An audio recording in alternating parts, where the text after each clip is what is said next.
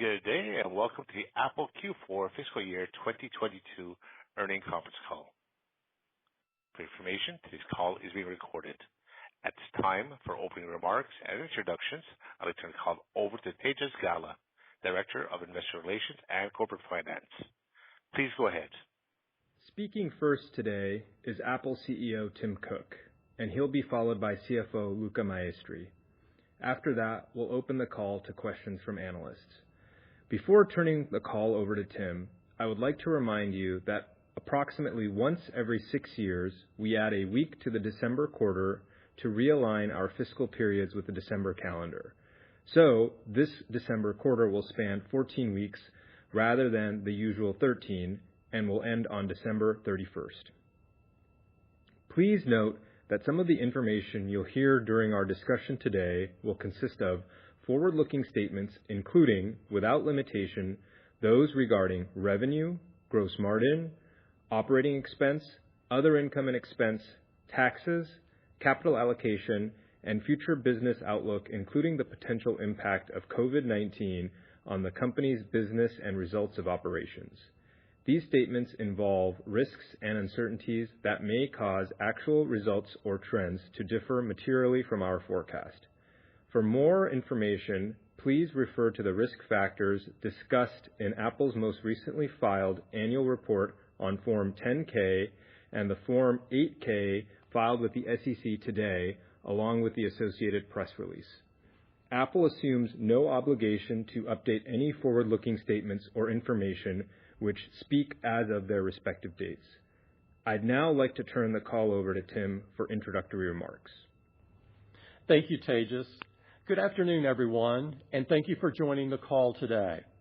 Over the past year, despite a range of challenges facing the world, our teams have come together in incredible ways to drive unparalleled innovation and deliver again and again for our customers.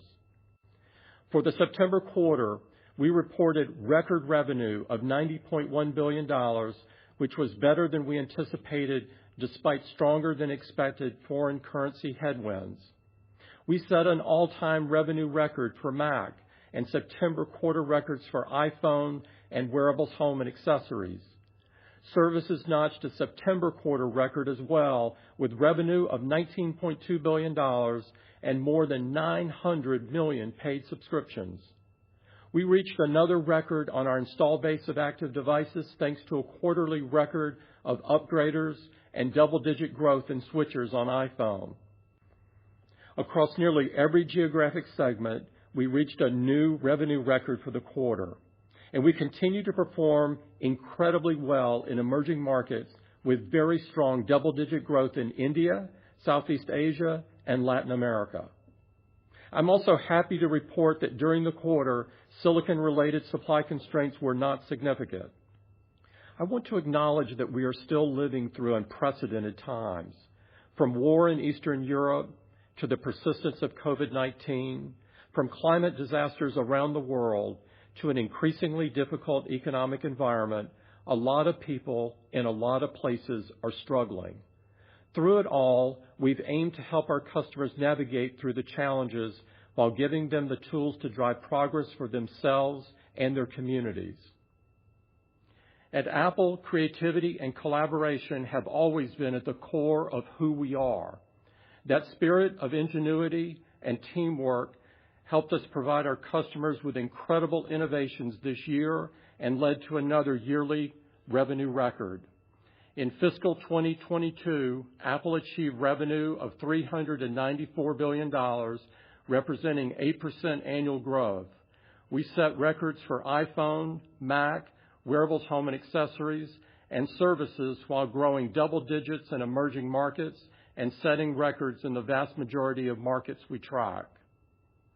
Customers are loving our iPhone 14 lineup, loaded with camera upgrades for sharper photos, action mode for smoother videos, and new safety features like crash detection and emergency SOS via satellite. iPhone is even more indispensable to our daily lives.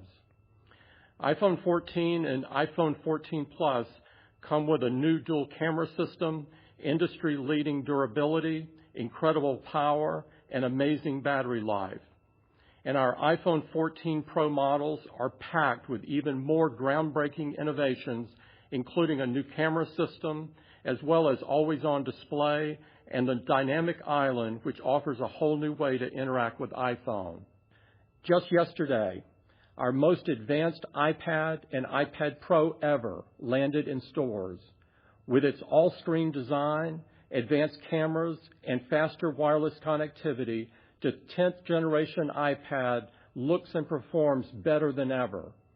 For creatives, iPad Pro, now turbocharged by the blazingly fast M2 chip, is the perfect device to make something amazing. Our Mac customers have already been raving about the power of M2 since the arrival of our newest MacBook Air and MacBook Pro this summer. Their incredible long battery life, stunningly rich display, and lightning-fast speeds are a signature part of the Mac experience and help drive an all-time record revenue for Mac during the September quarter. In wearables, home, and accessories, a wave of innovation spurred 10% year-over-year revenue growth during the September quarter. New features in Apple Watch Series 8, including temperature sensing capabilities, retrospective ovulation estimates, and crash detection, are helping to keep customers healthier and safer. And the updated Apple Watch SE is a great way for users to start their Apple Watch journey, delivering advanced features at a new low price. The biggest, brightest, and boldest Apple Watch ever made, Apple Watch Ultra, pushes the boundaries of what a smartwatch can do.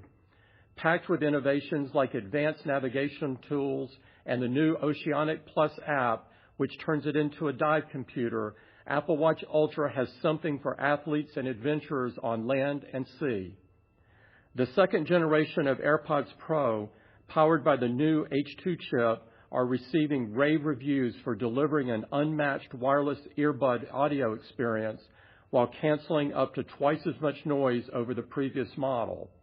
There's no better place to discover the rich spatial audio capabilities of AirPods Pro than Apple Music, the largest music catalog anywhere, now with more than 100 million songs. And there's no other company that fuses best-in-class hardware with cutting-edge software and services to create a truly integrated and seamless experience. With iOS 16, we're giving customers more ways to personalize their iPhones through a customizable lock screen and focus filters. New features in Messages and Mail enable users to connect and collaborate like never before. Stage Manager in iPadOS 16 and macOS Ventura helps users stay more productive with smoother multitasking.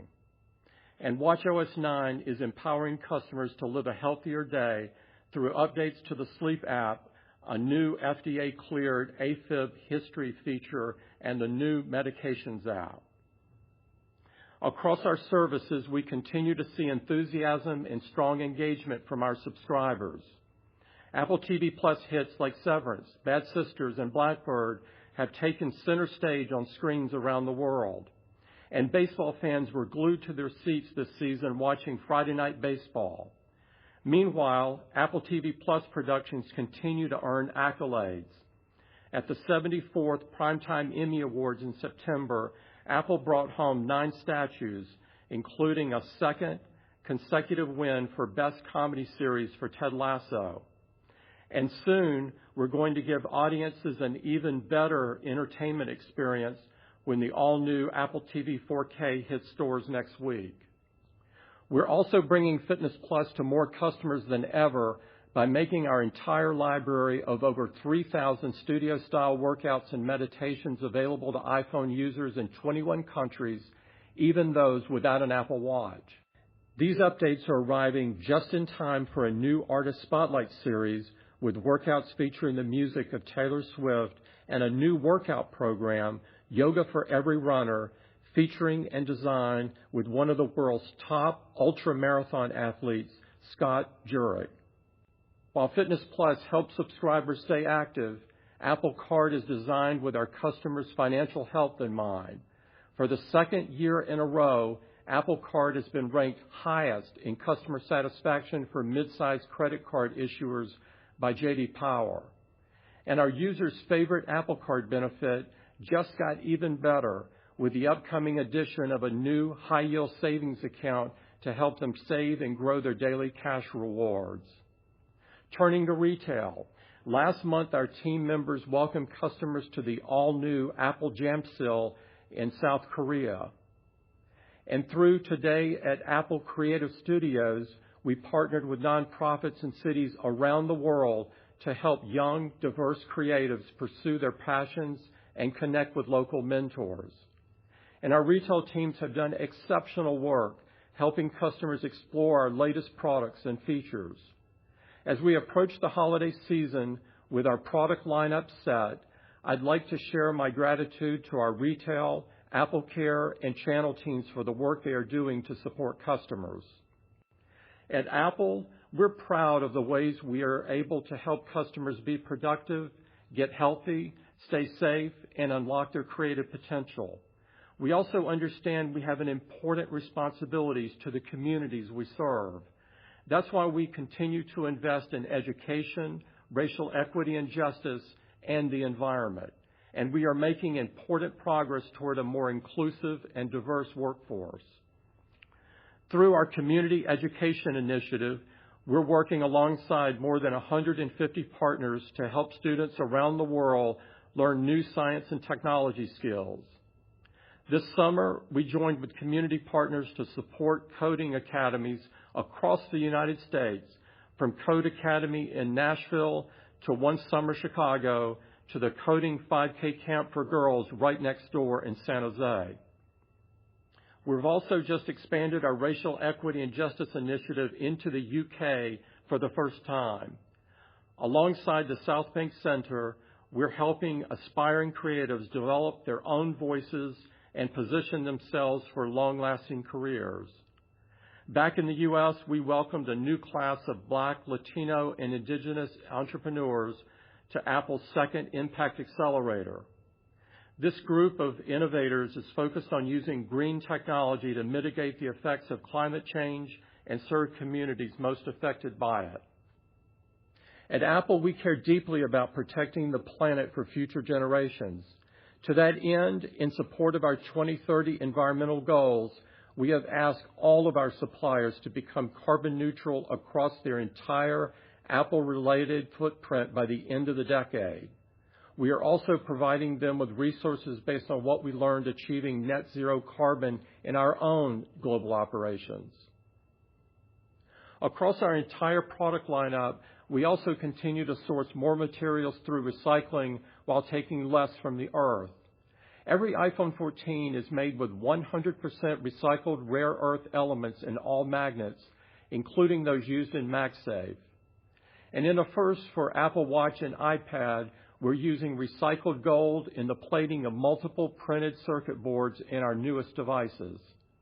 While we're working to reduce the footprint of our hardware, we're making changes to our software to be more environmentally friendly with the soon-to-be-released clean energy charging feature for iPhone. Our 2030 goal is a reflection of our relentless focus on the future at Apple. The world continues to be unpredictable as old challenges evolve and new ones emerge. What remains constant is the ability of our teams to create great products, services, and experiences while being a force for good in the world. Whatever challenges lie ahead in the new year, we're moving forward as we always have, investing for the long term to deliver incredible innovations for our customers like only Apple can. And now, I'll hand it over to Luca for more details on our performance. Thank you, Tim, and good afternoon, everyone. We are very pleased to report record financial results for the September quarter that cap another record fiscal year for Apple, despite a challenging and volatile macroeconomic backdrop.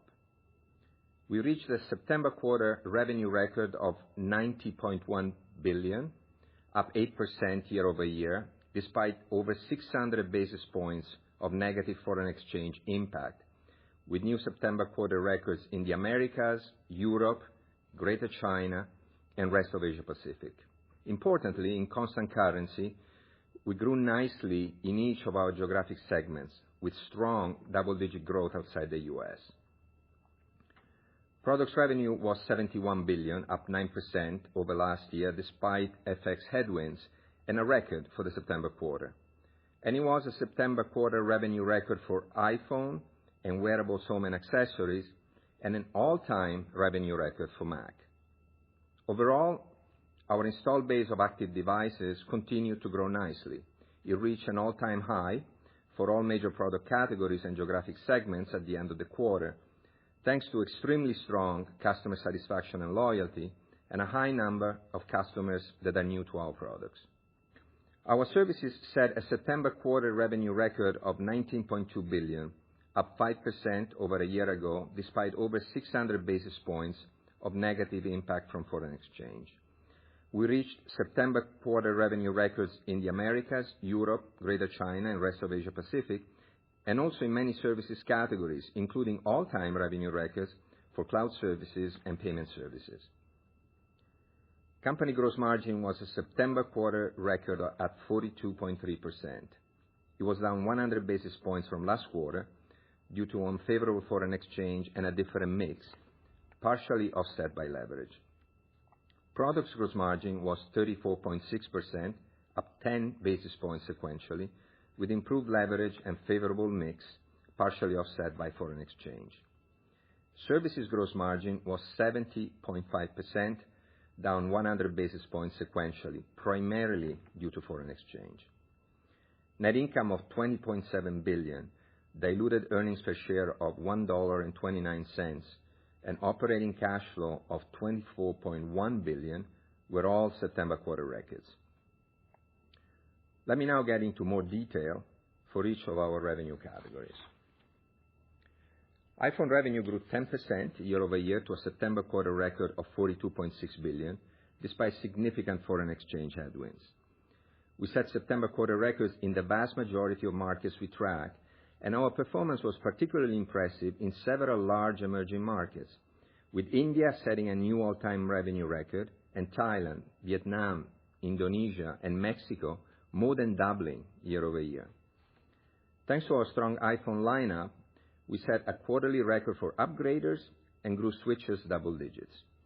This level of sales performance, along with unmatched customer loyalty, drove the active installed base of iPhones to a new all-time high across all geographic segments, and the latest survey of U.S. consumers from 451 Research indicates iPhone customer satisfaction of 98%.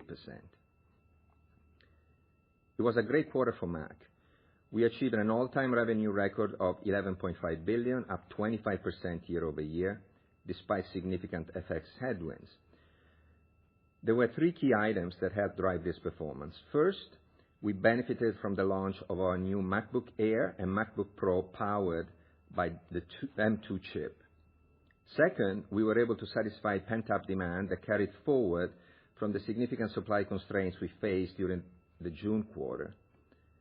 Third, as our supply position improved, we were able to fill the channel.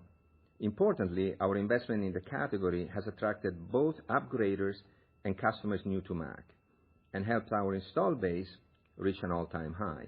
In fact, we set a quarterly record for upgraders, while nearly half of customers buying Macs during the quarter were new to the device. iPad revenue was $7.2 billion, down 13% year-over-year, due to significant negative foreign exchange and a challenging compare due to the launch of new iPads a year ago. Despite this, the iPad install base reached a new all-time high, thanks to incredible customer loyalty and a high number of new customers. In fact, over half of the customers who purchased iPads during the quarter were new to the product. Wearables, home, and accessories revenue was $9.7 billion, growing 10% year-over-year, driven by the launch of Apple Watch and new AirPods Pro.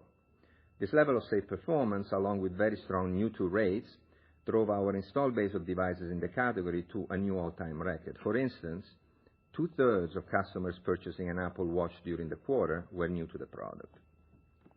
Moving to services, as I mentioned, we set a September quarter record in aggregate and in most geographic segments, generating $19.2 billion in revenue in spite of very large foreign exchange headwinds. It is important to remember that we achieved double-digit constant currency growth in services on top of growing 26% during the September quarter a year ago. However, certain services were impacted by macroeconomic headwinds, including foreign exchange. Digital advertising and gaming are areas where we've seen some softness. Throughout the quarter, we continue to observe several trends that reflect the strength of our ecosystem and our long-term opportunity in the category. First, our continued install base growth across each geographic segment and each major product category represents a great foundation for future expansion of our ecosystem. Second, we saw increased customer engagement with our services during the quarter. Both our transacting accounts and paid accounts grew double digits year-over-year, each setting a new all-time record. The percentage of accounts that pay for our services continues to increase, and we still see plenty of opportunity ahead of us. Third, paid subscriptions showed very strong growth. We now have more than 900 million paid subscriptions across the services on our platform, up more than 155 million during the last 12 months alone, and double what we had just 3 years ago. We continue investing in new content and features across our service offerings. For example, we added several popular sports titles to Apple Arcade. We're also excited about our global partnership with Major League Soccer, where starting next season, fans can stream every single MLS match through the Apple TV app. This momentum helped us achieve over $78 billion in services revenue during fiscal 2022, a new record and up 14% year-over-year. We continue to invest confidently and believe strongly in the long-term potential of our services business, which is already the size of a Fortune 50 business on its own and has nearly doubled during the last 4 years. It was not only a record year for services, but also for our entire company. During the past 4 quarters, we grew our business by 8% or $29 billion, reaching more than $394 billion of revenue. We grew diluted earnings per share by 9% and generated over $111 billion of free cash flow, up 20% year-over-year. It was also a strong year for our enterprise business, as we set new annual records for iPhone, iPad, and Mac during fiscal 2022, and grew strong double digits year-over-year as our devices and services continue to help more and more companies empower their employees and serve their customers. For instance, Ford manufacturing employees are using iPad and iPhone to help further improve the quality of its game-changing Ford F-150 Lightning electric trucks. iPhone's powerful A-series chip and advanced camera systems, along with third-party iOS apps, are enabling Ford to automate the visual quality inspection process in real time to help address issues before they impact customers. And Cisco expanded its Macs as a Choice program and is now offering it to all its employees to help attract and retain top talent. And when given this choice, employees have chosen Macs twice as often as other options. In addition, many enterprise customers are taking advantage of the high residual value of our products and simple trade-in process to standardize the refresh cycles for their fleets of Apple devices. This allows employees to upgrade to the latest devices regularly while making it highly predictable and cost-effective for the business. Let me now turn to our cash position. Our business continues to generate very strong cash flow, which enabled us to return over $29 billion to shareholders during the September quarter. This included $3.7 billion in dividends and equivalents and $25.2 billion through open market repurchases of 160 million Apple shares. We ended the quarter with $169 billion in cash and marketable securities. We repaid $2.8 billion in maturing debt and decreased commercial paper by $1 billion, while issuing $5.5 billion of new debt, leaving us with total debt of $120 billion. As a result, net cash was $49 billion at the end of the quarter as we continue to make progress toward our goal of becoming net cash neutral over time. As we move ahead into the December quarter, I'd like to review our outlook, which includes the types of forward-looking information that Tejas referred to at the beginning of the call. Given the continued uncertainty around the world in the near term, we are not providing revenue guidance, but we are sharing some directional insights based on the assumption that the macroeconomic outlook and COVID-related impacts to our business do not worsen from what we are projecting today for the current quarter. Overall, we believe total company year-over-year revenue performance will decelerate during the December quarter as compared to the September quarter for a number of reasons. First, we expect nearly 10 percentage points of negative year-over-year impact from foreign exchange. Second, on Mac, in addition to increasing FX headwinds, we have a very challenging compare against last year, which had the benefit of the launch and associated channel fill of our newly redesigned MacBook Pro with M1. Therefore, we expect Mac revenue to decline substantially year-over-year during the December quarter. Specifically on services, we expect to grow, but to be impacted by the macroeconomic environment increasingly affecting foreign exchange, digital advertising, and gaming. We expect gross margin to be between 42.5% and 43.5%. We expect OpEx to be between $14.7 and $14.9 billion.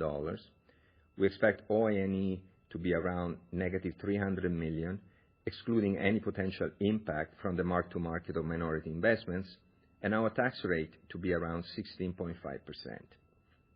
Finally, today our board of directors has declared a cash dividend of 23 cents per share of common stock, payable on November 10th, 2022, to shareholders of record as of November 7th, 2022. With that, let's open the call to questions. Thank you, Luca. We ask that you limit yourself to 2 questions. Operator, may we please have the first question? Certainly. We'll go ahead and take our first question from Shannon Cross, calling from Credit Suisse. Please go ahead. Thank you very much. It's great to talk to you on the call again. I'm wondering, can you just talk a bit about how you're thinking about this iPhone generation? On the positive side, you've raised prices. It seems to be mixing up.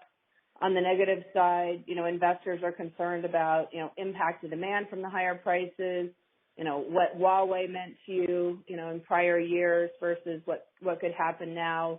There are just some pressures out there. So I'm curious, if you can kind of talk to what you're seeing initially in iPhone demand and how you think it'll sort of move through, with the caveat that I understand, things are pretty uncertain out there. And then I have a follow-up. Thank you. Shannon, it's Tim. Welcome back. iPhone grew 10% in the Q4 timeframe to 42.6 billion. Customer demand was strong and better than we anticipated that it would be. And keep in mind that this is on top of a fiscal year of 21 that had iPhone revenue grow by 39%. And so it's a tough compare as well. And so we were happy with it. In terms of the new products, the 14 and the 14 Pro and Pro Max, it's still very early. But since the beginning, we've been constrained on the 14 Pro and the 14 Pro Max. And we continue to be constrained today. And so we're working very hard to fulfill the demand.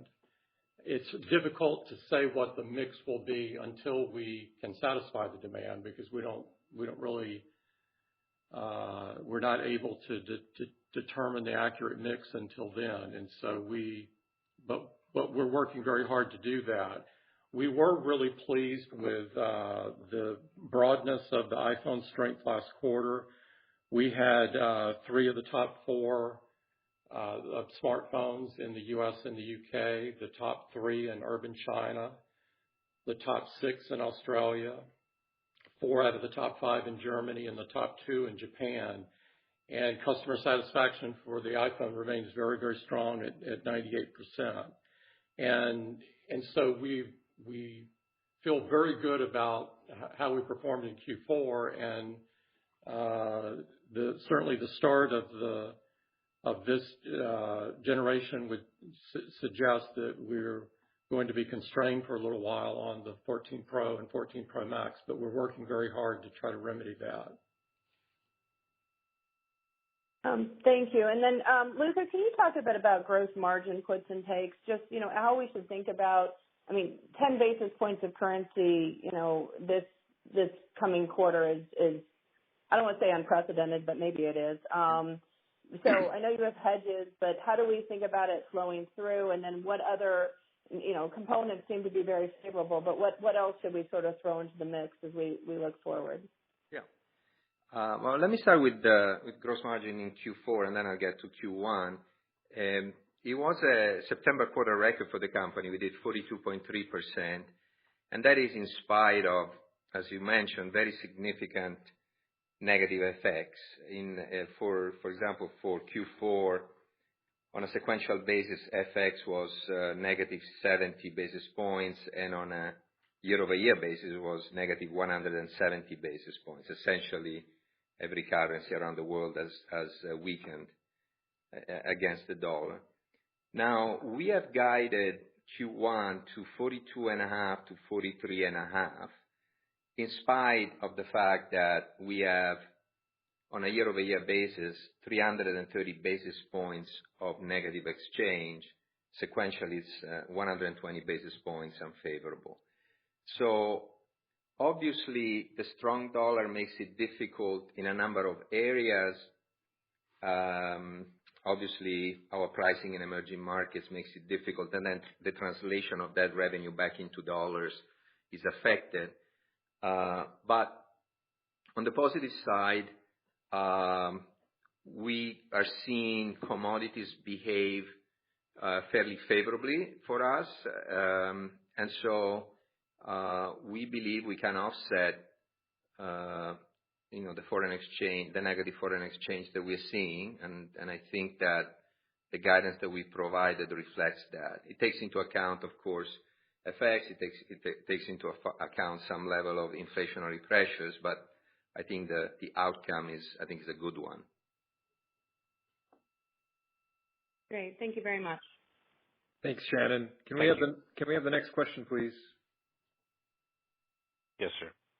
Our next question is coming from Eric Woodring with Morgan Stanley. Please go ahead, sir. Hey, guys. Thanks very much for taking my questions. I have two as well. Maybe if we could just start, Luca, we saw quite the divergence in iPad and Mac performance this quarter. Both were relatively constrained from a supply perspective. So maybe can you just elaborate on some of the most important factors that contributed to kind of the divergence in performance, and whether, after we get through to the December quarter, those can reverse or normalize? And then I have a follow-up. Yeah, Eric, it's Tim. I'll take your question. If you look at the Mac, it was the best quarter we've ever had in the history of the company. It was helped by the product launch of the MacBook Air with M2. It was helped that in the previous quarter, in the June quarter, if you remember, we lost output from the factory for a significant portion of the quarter. And so we had a backlog exiting our Q3 headed into Q4. We were able to satisfy all of that demand during Q4 and fill the channel for the Mac. And so that led to a incredible Mac quarter. If you look at iPad had sort of the opposite happening from a launch point of view. The comp from a year ago, we launched iPads in September. We launched iPads this year in October. The other point to remember is that the iPad Pro had just launched before the quarter started in the year-ago quarter, so it was our first full quarter of iPad Pro. So it was an exceptionally strong iPad quarter a year ago, and the launches were really key to that performance. And so that's the reason iPad contracted during this quarter. Okay, that's helpful. Thank you, Yeah. Tim. And then maybe Luca, if I were just to ask you, obviously Tedros at the beginning of the call talked about the 14-week quarter. Maybe can you just elaborate a little bit on how you think that 14-week quarter impacts different line items, whether it's products or certain segments within the product business or the services standalone, just where we should see that 14-week quarter provide a bit more of a tailwind versus maybe not have an impact at all. And that's it for me. Thanks. Well, in general, we have a few more days in the quarter that, they're gonna affect both our revenues and our costs. Not every week is equal because obviously we have certain peaks during the course of the quarter. Think about Black Friday or the Christmas holiday. But, in general, we're adding a few days of sale and an additional OpEx as well on the cost front. So that's what happens to us every approximately 6 years as we need to align our weekly calendar to the fiscal calendar. Super. Thanks, guys. Thanks, Eric. Can we have the next question, please? Yes, sir. The next question is coming from Ben Bollin, calling from Cleveland Research. Good afternoon, everyone. Thank you for taking the question. Tim, I was hoping we could talk a little bit about services pieces within the portfolio. It looks like there's been some price adjustments as of late with respect to music, TV Plus, and the One Bundle. I'm curious how you think about balancing the consumer price versus your own costs and kind of the associated follow-through. And then I have a follow-up. Yeah, if you look at the price increase that you referenced, Ben, on Monday of this week, we announced a price increase on Apple Music and on Apple TV Plus, and then the corresponding Apple One that is the consolidated bundle that includes both of those. There's really two different situations here. With music, the cost of licensing increased.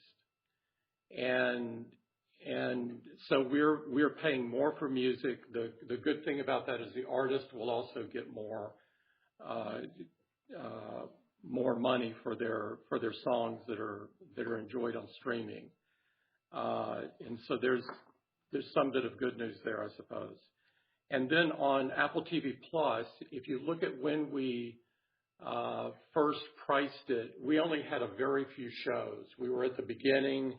We were very focused on originals only, and so we had 4 or 5 shows or so in the beginning and priced it quite low.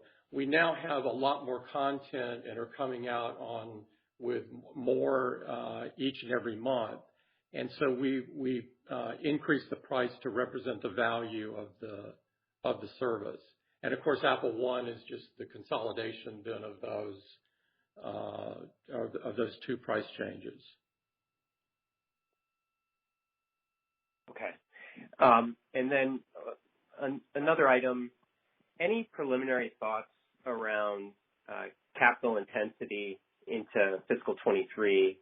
Last couple of years, CapEx has been relatively stable. Can you talk to the big constituents of the CapEx figure and maybe any moving pieces and how we could think about that into 23? Thank you. Yes, Ben. So when we look at our CapEx, as you correctly said, I mean, we've been fairly stable, and I think our capital intensity is really, really very good. We have 3 major buckets in CapEx for the company. We have the certain dedicated tools for the manufacturing facilities. We have some spend around data centers, and we have spend around our office facilities around the world. We obviously monitor all of them. There is nothing unusual that we see for the next 12 months. Okay. Thanks, guys. Thanks, Ben. Can we have the next question, please? Thank you, sir. Our next question is coming from Kyle McNeely, calling from Jefferies. Please go ahead. Hi, thanks very much. Just wanted to see if you could give us a sense for what drove the wearables result and the strength there this quarter. Was it from the maybe strong iPhone attach rates or the new products that you have available that were announced this quarter, or maybe you're still getting some benefit from customers that are more willing to come into the store now and try things on versus the pandemic when that was kind of shut down? Yeah, Kyle, it's Tim. If you look at wearables, we grew 10%, which we were very happy with. If you look at the individual pieces of that, Apple Watch was a contributor, and in particular, the new lineup was a contributor, including the Apple Watch Ultra and the Apple Watch Series 8 and the SE. The Ultra was supply constrained and continues to be supply constrained during this quarter thus far. And so we're working hard to satisfy the demand there and get those products to customers. We also announced and launched the AirPods Pro in September, and the reviews for the product have just been off the charts. In terms of the noise cancellation features and the sound quality, we're getting great reviews from there. In terms of what played the other way, the headwinds, obviously FX was a headwind that affected wearables, home and accessories, just like it affected the rest of our products and services. And we also had effect from the business in Russia, obviously, of the impact there. So that's sort of the pro and the con.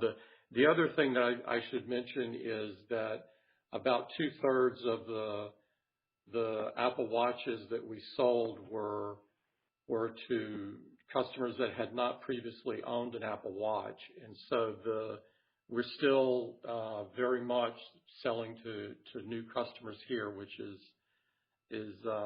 very good for the future. Okay, great. Thanks. One more quick one on Mac. I wanted to see if you could quantify at all how much the channel fill and how much came from satisfying back orders from the June period for Mac. We're just trying to get a sense for where the baseline is. If there's any sense you can give us on that, what would it have grown if not for those factors? Anything you can give us would be great. Thanks. Yeah, I would just say that all three of the reasons that I gave were key in achieving the 25%.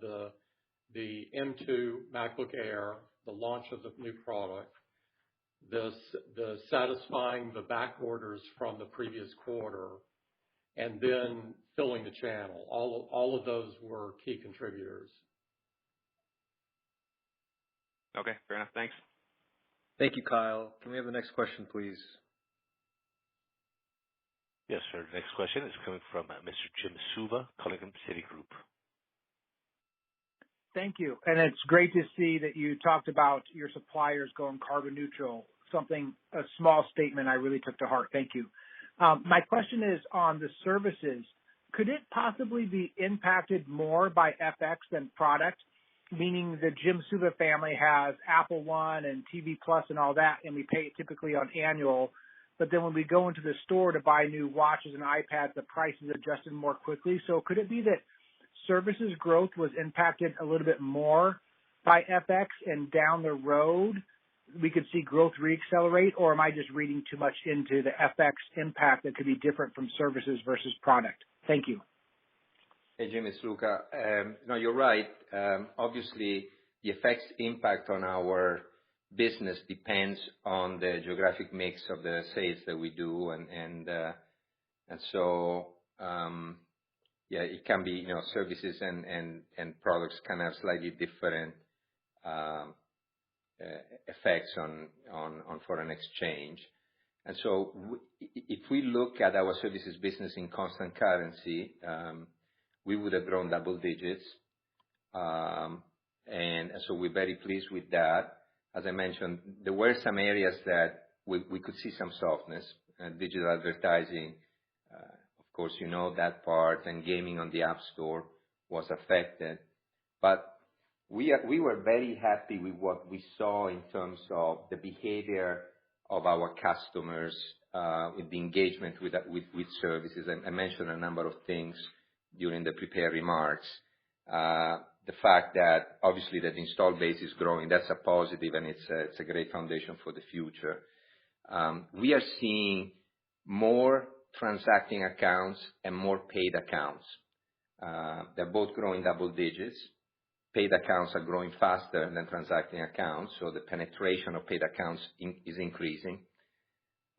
We have a great subscription business, 900 million paid subs now on the platform, and growing very fast. We doubled in 3 years. So when we look at all those dynamics, that's the part that is really interesting to us, because we really believe that the engine for services growth is there, and foreign exchange is a temporary thing, but the fundamentals are very good. Thank you, and congratulations to your teams. Thanks, Jim. Can we have the next question, please? The next question is coming from Amit Daryanani from Evercore. Please go ahead. Thanks for taking my question. I have two as well. The first one really is around the iPhone trajectory. There's been a fair amount of focus in terms of what's going to happen to iPhone demand given the macro worries. It would be really helpful to understand, though, given the strength you're seeing, where do you think channel inventory is for iPhones today versus where it would be from a historical perspective? And do you see the channel getting to an optimal level by end of December quarter? Because naively right now, given the lead time data, it looks like your revenue trajectory on iPhones is more driven by the supply you have versus demand. So any color on the channel inventory would be helpful. Yeah, if you look at where we ended, Amit, in the September quarter, we exited below our target inventory range on iPhone, and that in and of itself is not too unusual in the quarter. We start the ramp and demand is robust and so forth, and so I wouldn't call it that abnormal from the past. Got it. And then, I guess, Tim, you folks have been talking about digital advertising a fair bit over the last few quarters, I think. Is there any metrics, any vectors you can talk about kind of to give us a sense of how big this business is, or what vectors are you focused on? And really, if you could talk about, do you think Apple can build an advertising business at scale without sacrificing consumer privacy? Well, our first and foremost, we focus on privacy, and so we would not do anything that stepped away from that. We feel that privacy is a basic, fundamental human right, and so that's sort of the lens that we look at it under. Our specific advertising business is not large, and relative to others and so forth. But we don't release the exact numbers on it, but it's clearly not large.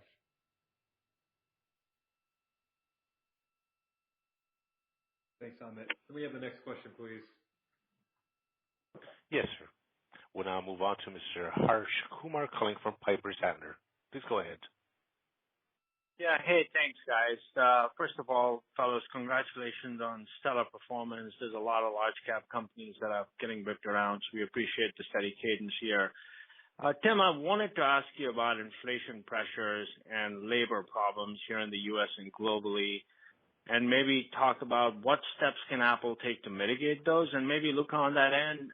FX is becoming a pretty significant headwind. I was curious what, if at all, if there's anything that can be done to mitigate that. I'll let Luca talk about FX. And in terms of the people piece,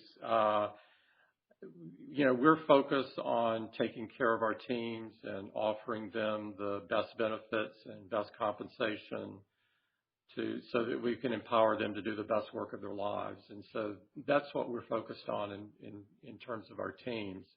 In terms of inflation, there's clearly wage inflation.